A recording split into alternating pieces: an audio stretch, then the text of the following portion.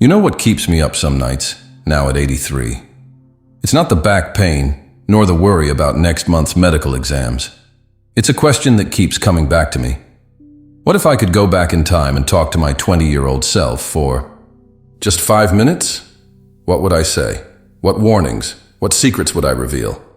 Because you see, at 20 I thought I knew everything, and that was probably the biggest lie I told myself in my life. I look at this photograph sitting on my desk. This confident young man, smiling with dark hair and a straight posture, seems like a stranger now. I barely recognize myself in him, but I carry every one of his decisions in my body and soul. Every choice he made shaped who I am today. Some brought me here with gratitude, others, well, some I would change in a heartbeat. That's why I decided to make this video. It's not to boast about my wisdom, or to say that I have all the answers.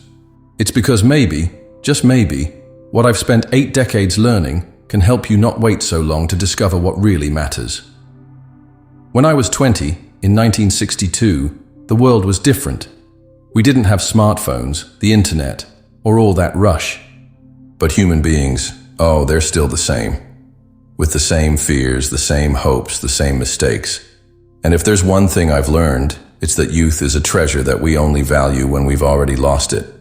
I remember it like it was yesterday.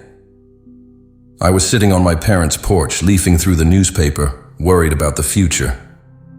The Cold War, economic uncertainty, family pressures. My father came in, looked at me, and said something that at the time I thought was banal, but now I realize how profound it was. Son, you're in such a hurry to get there, but you don't know where you want to go yet. I almost responded arrogantly.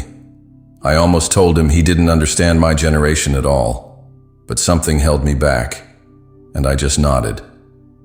That was the first moment I realized that maybe, just maybe, I didn't know as much as I thought. The first piece of advice I would give to my 20-year-old self would be, stop worrying so much about what other people think. My God, how much time I wasted trying to impress people who, in the end, are no longer part of my life today. I dressed a certain way to please my friends. I chose a college to please my father. I dated people my peers approved of. I stopped, following my dreams because I was afraid of other people's judgment. I remember one day when I was 22 years old and I was in love with music. I played the guitar in my spare time and had written a few songs. An older friend who worked at a small record company heard one of them and said I had talent and should try my hand at a career in music. My heart raced at the prospect. For weeks, I couldn't sleep well, imagining what it would be like. But when I told him at home, my father made that disappointed face. Music is a hobby, not a profession. And that was enough. I shelved the dream because I was afraid of disappointing my family. Now, I'm not saying I should have become a musician. Maybe it wouldn't have worked out. But I should have at least tried, you know? I should have given myself the chance to fail at something I loved, instead of succeeding at something I just tolerated. Because years later, when I ran into that same friend from the record company, he told me that 2 of the songwriters he discovered around that time had gone on to become famous. You could have been one of them, he said. And those words have stuck in my head for decades. Fear of rejection has shaped many of my important choices. And if I could go back, I would say to the young man in the mirror, people are too busy thinking about themselves to judge your every move. And even if they do, so what? In 60 years, you will regret the things you didn't do out of fear far more than the things you tried that didn't work. Oh, and speaking of trying, my second piece of advice would be, fail sooner, fail more, often. That sounds crazy, doesn't it? Young people are so afraid of making mistakes. I was. I spent sleepless nights anticipating disasters, paralyzed by perfectionism. If I couldn't do something perfectly, I preferred not to do it. What a waste. Now I understand that failure is not the opposite of success, it is part of it. When I finally got into law school, the safe choice, the respectable choice, I studied like a madman. Not to learn, but to avoid failing. The distinction is important. The night before exams, I would memorize entire texts without really understanding the essence. I went through those years like an automaton, doing what was expected of me. The age of 26, I graduated with honors. Everyone applauded at the ceremony. My parents were proud. "This guy is going to go far," the teachers said. I got a job in a traditional office and soon married Maria Helena, a young woman from a good family whom I had met during my studies. Everything seemed perfect on paper, but something was missing. An inexplicable emptiness haunted me. During my early years as a lawyer, I followed the script to the letter, dressed in a tie, punctual, efficient, the young prodigy.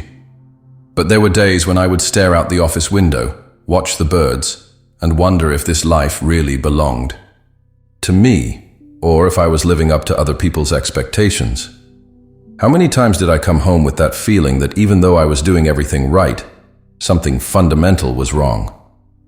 It wasn't until I was 38 that I had the courage to make the change. A client of the firm, who owned a small legal publishing house, invited me to become a partner.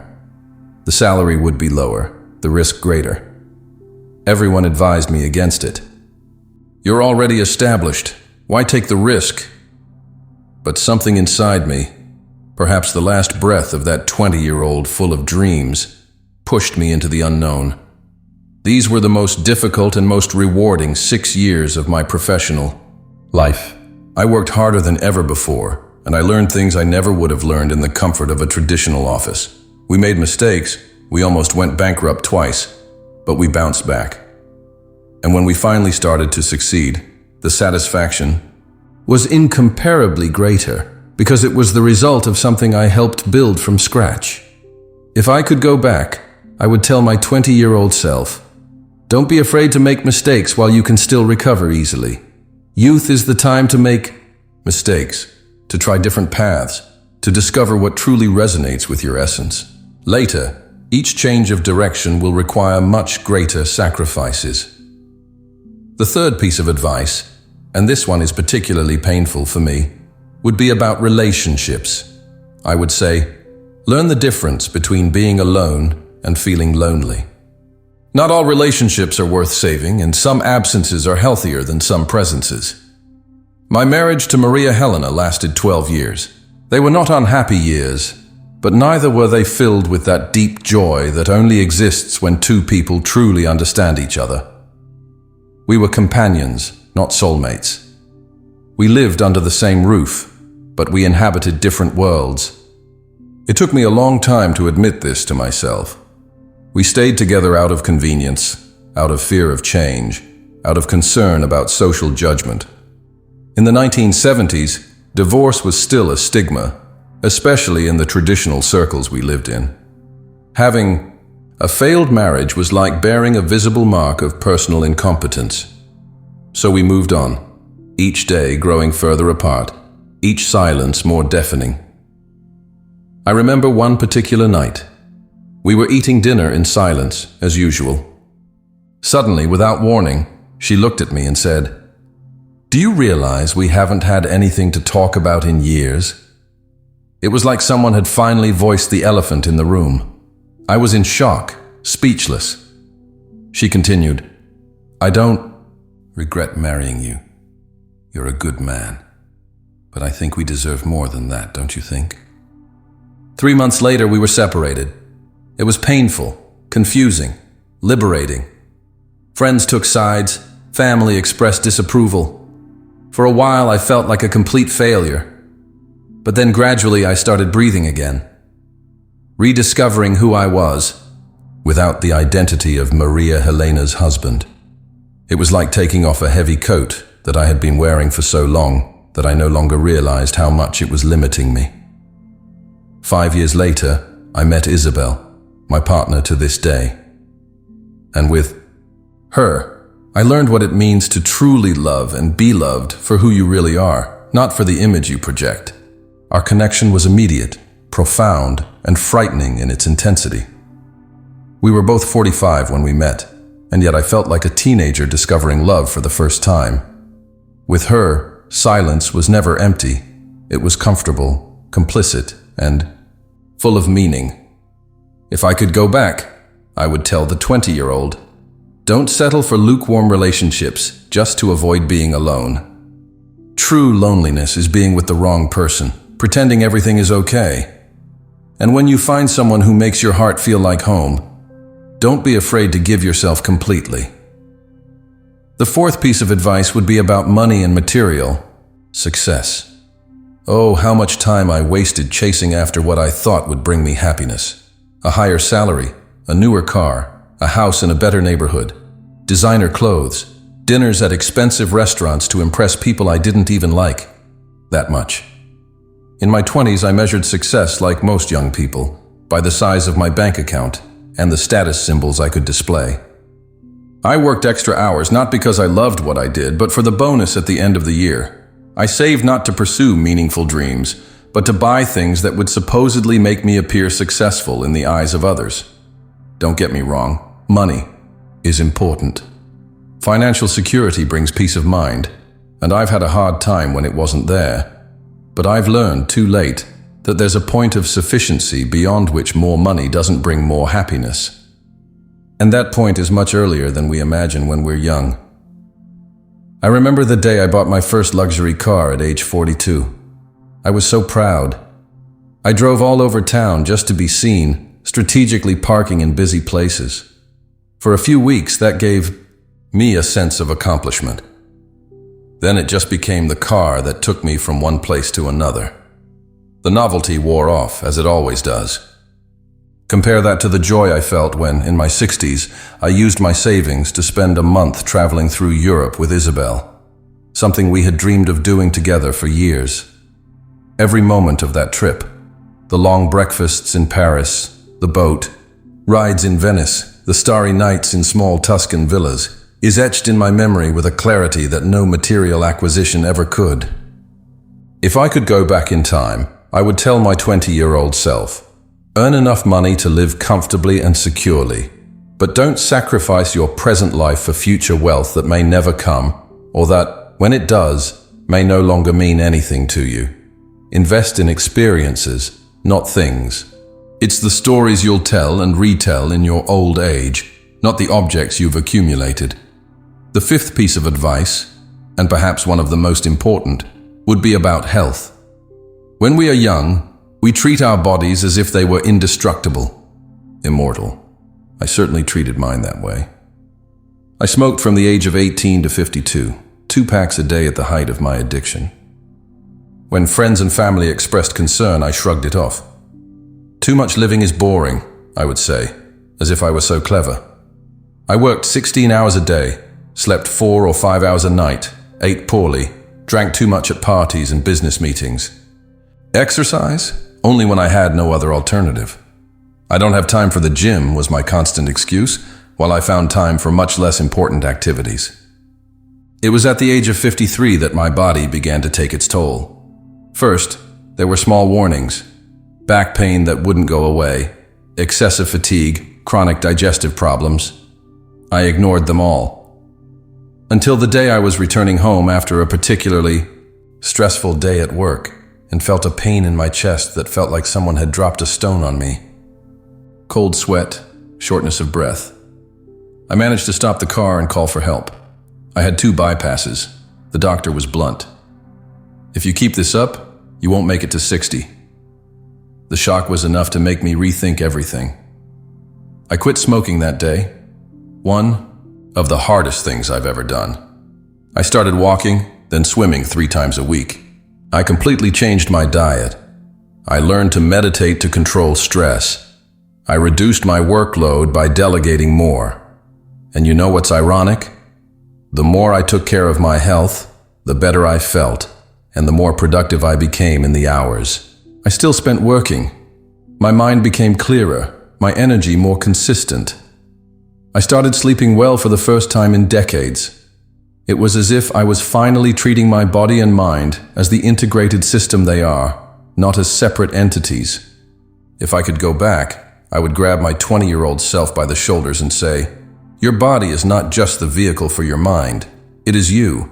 Every cigarette, every sleepless night, every processed meal, every prolonged period of inactivity is slowly stealing years from your future. And not just years of quantity, but of quality. Take care of your health now, while it's easy to maintain good habits, not when it's urgent to regain it. The sixth piece of advice would be about time and priorities. In our 20s, we think we have an infinite amount of time ahead of us. This illusion makes us procrastinate on what is really important and waste hours, days, years on what is trivial or even harmful. When my children were little, I had two with Maria Helena, João and Ana. I was always too busy to be present. I'll play soccer with you tomorrow, son. Next weekend we'll go to that park, I promise. Next vacation we'll go on a trip without fail.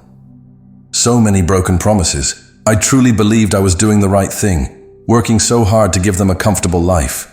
But what they really wanted, what they needed, was my presence, my undivided attention, my time. João was 8 years old when he won the lead role in his school play.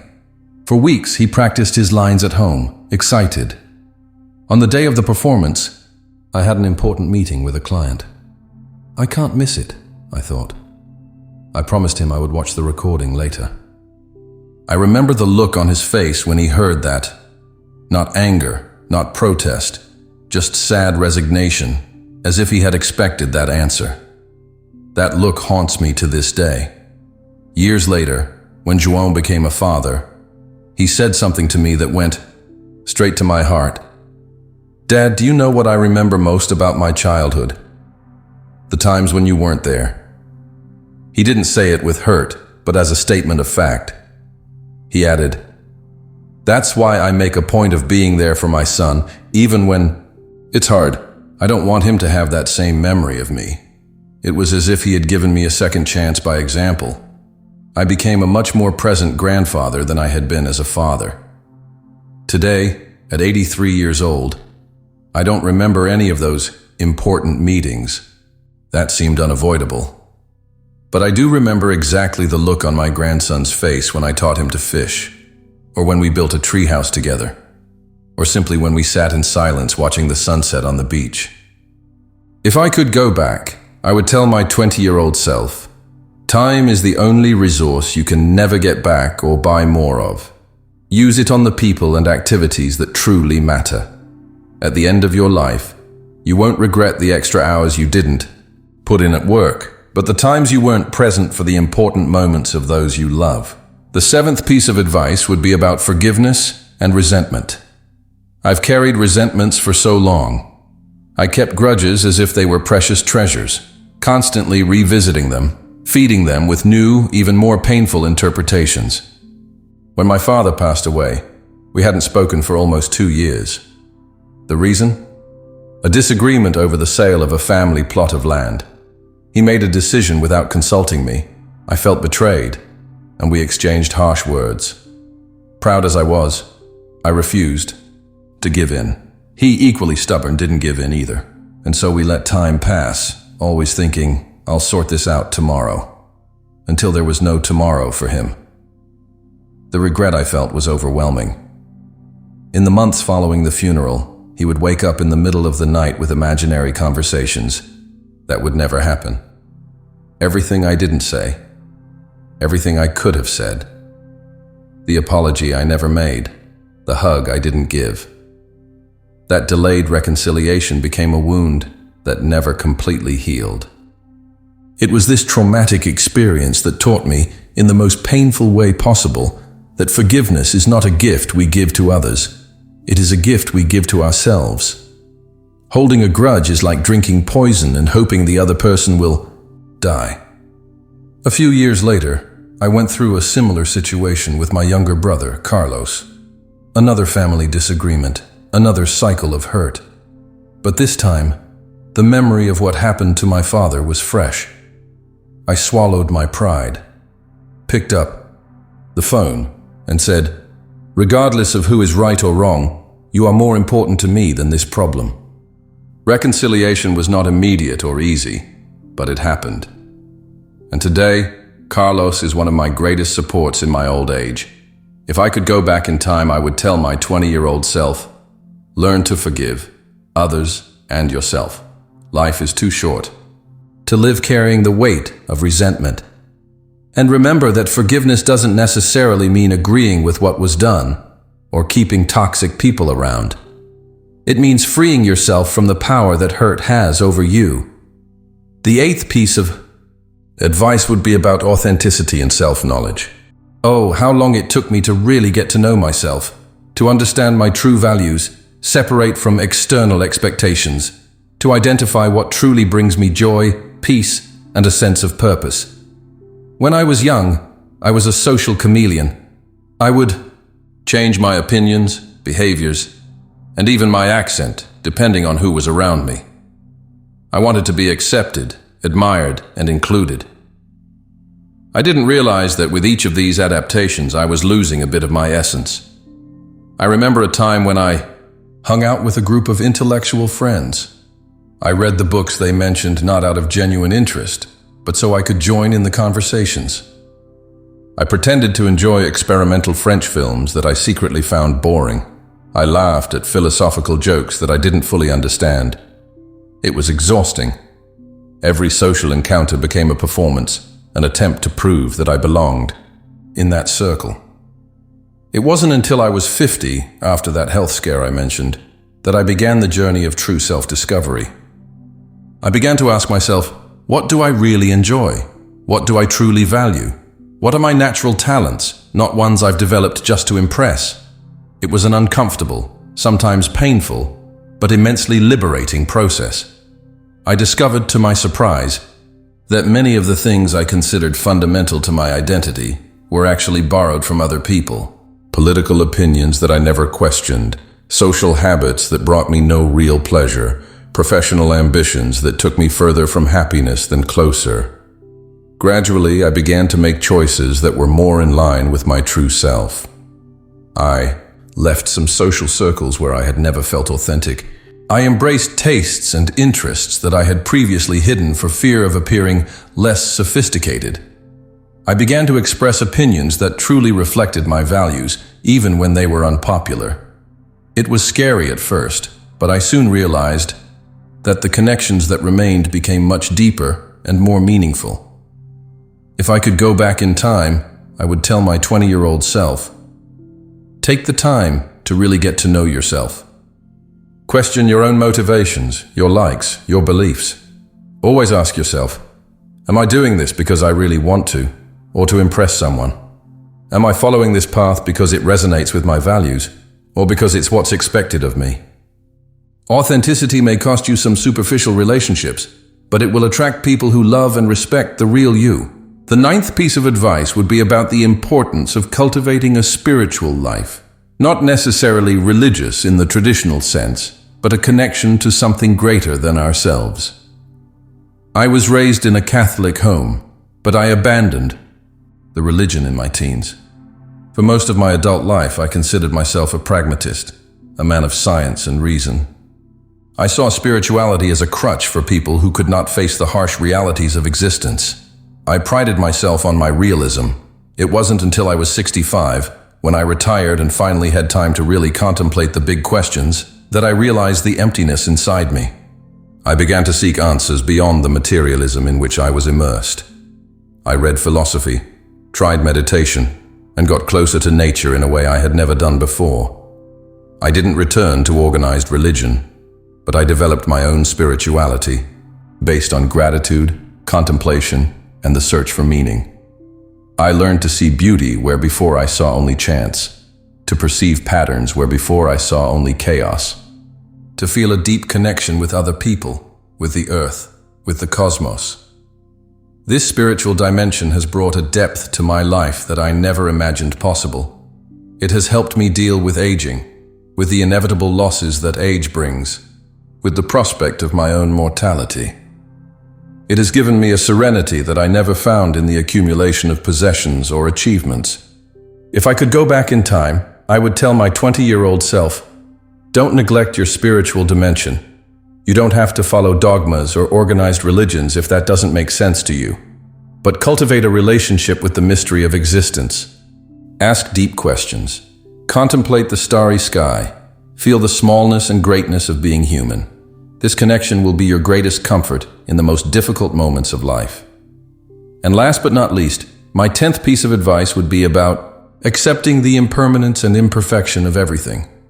I've spent so much of my life trying to build things that are time-proof, an infallible asset, an unshakable career, an impeccable image, as if it were possible to create islands of perfection and permanence in an ocean of constant change. Every wrinkle that appeared on my face was fought like an invader. Every mistake was hidden like a shame. Every unwanted change was resisted with all my strength. How exhausting. What a waste of energy. The truth that took me too long to accept is that everything changes. Everything passes. Everything is imperfect. And this is not a tragedy. It is the very nature of life. Wrinkles tell stories. Mistakes bring lessons. Changes, even painful ones, carry seeds of new possibilities. I remember when our beach house, the one where we spent so many happy summers, was destroyed by a storm. I was devastated, furious with fate, determined to rebuild it exactly as it was. Isabel, with her characteristic wisdom, suggested, "Why don't we build something new, something that better meets our current needs?" I resisted the idea, attached to the image of the old house, the memories it contained. I ended up giving in, more out of exhaustion than conviction, and to my surprise, the new house, smaller, cozier, with a larger balcony facing the sea, became an even more special place for us in the family. The old memories have not disappeared. They simply gained the company of new, equally precious memories. It was a powerful lesson about letting go of control, embracing change, finding beauty in what is, not what should be. A lesson I try to apply now, at 83, when my body no longer responds as it once did, when friends leave, when the world changes at an accelerated pace around me. If I could go back, I would tell my 20-year-old self, accept the impermanence of everything. Don't waste energy trying to freeze moments or situations. Appreciate them fully while they last, then let them go with gratitude. And remember, perfection is not the absence of flaws. It is the integration of them into a meaningful whole. Your scars, your mistakes, your losses do not diminish you. They are part of your unique story. Looking at this photograph now from when I was 20, I feel a mixture of nostalgia and tenderness. I wish I could hug that boy, whisper in his ear that everything will be okay. Not perfectly okay, not without pain and detours, but deeply, honestly okay. I wanted to tell him that the mistakes he will make, the years he will waste trying to impress others, the fears he will let paralyze him, all of this will be part of his learning path. That there is no life without regrets, but that true regret is not about what we tried and failed. It is about what we never had the courage to try. If you are watching me and you are 20, 30, or even 40 years old, know that there is still time. Time to change directions, to heal wounds, to create new memories, to live in alignment with your deepest values. Don't wait until you are 80 years old and have a camera in front of you to reflect on what really matters. The poet Antonio Machado wrote, "Walker, there is no path. The path is made by walking." This is perhaps the greatest truth I have discovered in 8 decades of life. No one can tell you exactly how to live your life, not even this old man who speaks to you. You will have to discover your own path, make your own mistakes, find your own truths. But if my experiences, my regrets, and discoveries can shed some light on your path, I will be satisfied. Because in the end, it is not the years in our lives that matter, but the life in our years. When I was 20, I lived for the future. When I graduate, when I get that job, when I save enough money, when the kids grow up, always postponing happiness for a moment that never arrived exactly as I imagined. And when it did, I was already looking to the next horizon, the next milestone, the next achievement. And you know what I discovered? That life happens in the gaps between these big moments. It happens at breakfast with someone you love, in the tight hug from your child after school, in the casual conversation with an old friend, in the sunset you stopped to admire, in the song that made you cry for no apparent reason. There is a Zen story that I only truly understood in my old age. A man is being chased by a tiger and, in his escape, comes to the edge of a cliff. With no other choice, he grabs hold of a vine and climbs down the slope. Looking up, he sees the tiger waiting. Looking down, he sees another tiger. As he considers what to do, he notices two mice, one white and one black, begin to gnaw on the vine. At that moment, he sees a wild strawberry growing on the cliff face. Holding on with one hand, he picks the strawberry with the other and eats it. "How sweet it is," he exclaims. This story seemed absurd to me when I was 20. The man should be thinking about how to escape, not eating strawberries, I thought. But now I understand perfectly. The tigers are the past and the future, over which we have little control. The rats are day and night, the time that gradually consumes our lives. And the strawberry? The strawberry is the present moment, the only thing we truly own. I've learned that being fully present in the now is not an esoteric concept or a complicated spiritual practice. It's simply the decision to be fully present where you are, with whomever you are, doing what you are doing. It's listening without formulating your response while the other person is still talking. It's savoring each bite of your meal instead of eating mechanically while checking your phone. It's feeling the wind on your face during a walk instead of spending the entire time thinking about the tasks at hand. I have an exercise that I do daily now, but I wish I had started when I was 20. I call it 5 minutes of total presence. I choose a moment in my day. It could be during breakfast, or sitting in the garden or before bed, and for 5 minutes, just 5, I commit to being completely present. I turn off my devices. I let go of my worries about the past and the future, and I simply be there, observing, feeling, experiencing the moment as it is. At first, I found it nearly impossible. My mind raced all over the place, reliving regrets, planning the next day, judging my own inability to still myself. But with practice, those 5 minutes became an oasis of peace and clarity. And gradually, the ability to be present began to spread to other moments of the day. If I could go back in time, I would insist to my younger self, start this habit now. Don't wait for retirement or old age to learn to live in the present. Another lesson I'd like to share is about the courage to be vulnerable. For most of my life, I mistook vulnerability for weakness. I thought strong men didn't show fear, didn't admit uncertainty, didn't ask for help, or didn't cry in public. I built walls so high around myself that sometimes even I couldn't climb them. When my first grandson was born, I was so emotional that I couldn't hold back my tears. In the middle of the hospital room, with the whole family gathered, I burst into deep tears, the kind that come from deep within. For a moment, I felt ashamed. I almost left to compose myself. But then I looked around and saw the looks of understanding and connection. My son came over and hugged me, also crying. It was one of the most beautiful moments we shared. I realized that by showing my vulnerability, I hadn't made myself weaker in his eyes or anyone else's. I had created a space for authentic human connection. I had broken down a barrier that I had kept up for decades, depriving myself and those I love of genuine closeness. Since that day, I've learned to practice the courage of vulnerability, to say I don't know when I don't know, to ask for help when I need it, to express my fears and insecurities, to show love and admiration openly. I won't lie, it's still hard sometimes, especially for a man of my generation. But each time I choose authenticity over armor, I feel more alive, more connected, more human. So if you're there, in your 20s, with your energy, your dreams and fears, I implore you, don't wait until you're 60 to discover that your vulnerability is actually your greatest strength. Speaking of strength, I've also learned that resilience isn't about never falling.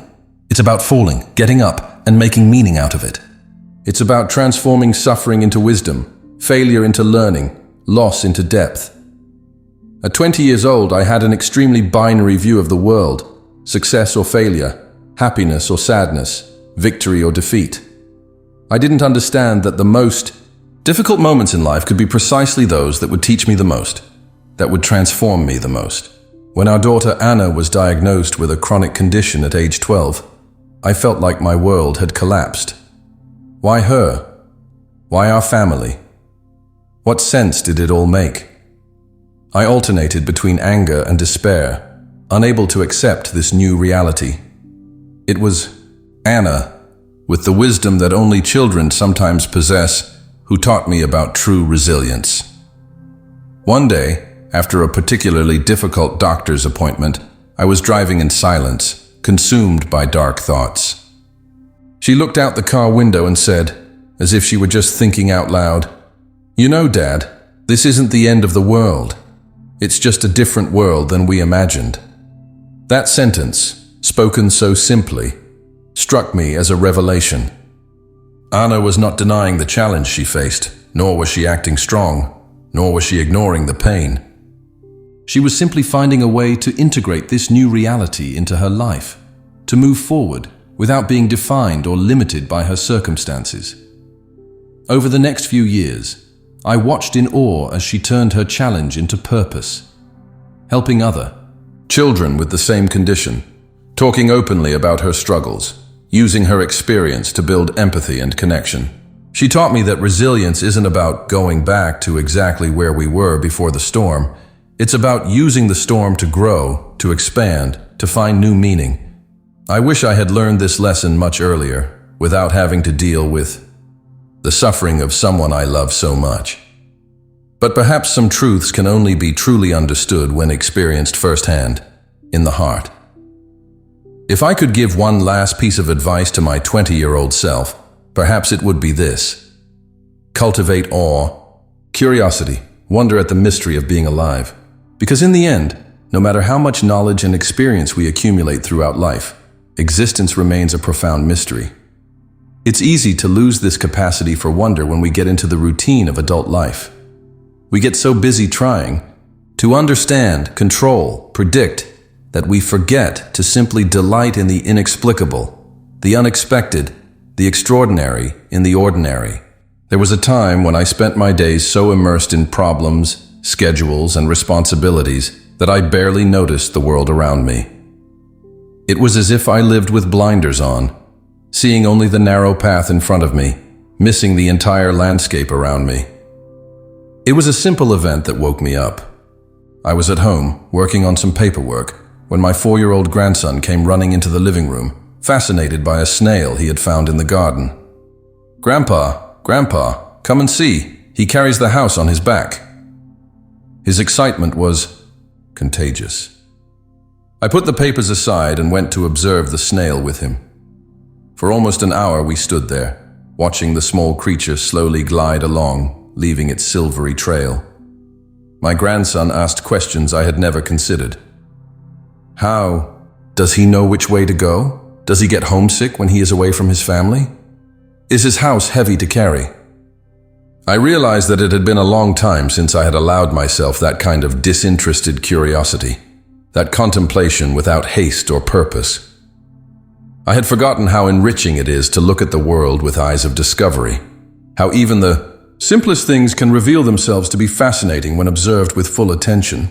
Ever since that day, I have been trying to regain that capacity for wonder. I spend a few minutes every day observing something: a flower, a cloud, an insect, the face of someone I love, as if for the first time. I ask questions without worrying about definitive answers. I allow myself the luxury of simply admiring, of recognizing the miracle that is each moment of awareness in this vast universe. And do you know what I've discovered? The more I cultivate this state of wonder, the richer my experience of life becomes. It's as if the colors become more vivid, the flavors more intense, the connections deeper. Life doesn't get easier. I still face challenges, losses, uncertainties, but it does become fuller, more meaningful. So my young 20-year-old self, in all your rush to conquer the world, to prove your worth, to build your future, don't forget to stop occasionally to gaze at a snail or a star or the face of someone you love. Because in the end, it's these moments of presence and wonder that you'll remember most vividly and fondly when you reach 83. And now, as I prepare to close this video, I want to leave you with one final thought. Over the course of these 83 years, I have made countless mistakes, missed precious opportunities, hurt people I love, and followed paths that took me away from my true self. And yet, despite all of this, or perhaps precisely because of all of this, I can say that I have lived a good life. Not perfect, not extraordinary, but deeply human, and for that very reason, valuable. So don't be afraid to make mistakes, my young self. Don't be afraid to get lost occasionally. Don't be afraid to change your mind, to start over, to admit that you don't know. Life is not a straight line from point A to point B. It is a winding, unpredictable, sometimes painful, often surprising, and always a privileged journey. Whether you are 20, 30, 40, or 50 years old today, remember, there is still time. Time to change course, to reconnect with who you really are, to create memories that will warm your heart on the cold nights of old age. And if, like me, you are already in the final phase of this journey, remember too, while there is life, there is the possibility of growing, of loving, of marveling at the mystery of existence. Because in the end, it's not about living without regrets. It's about discovering that even our most painful regrets are part of the complex and beautiful tapestry that is a fully lived human life. Thank you for listening to this old man's reflections.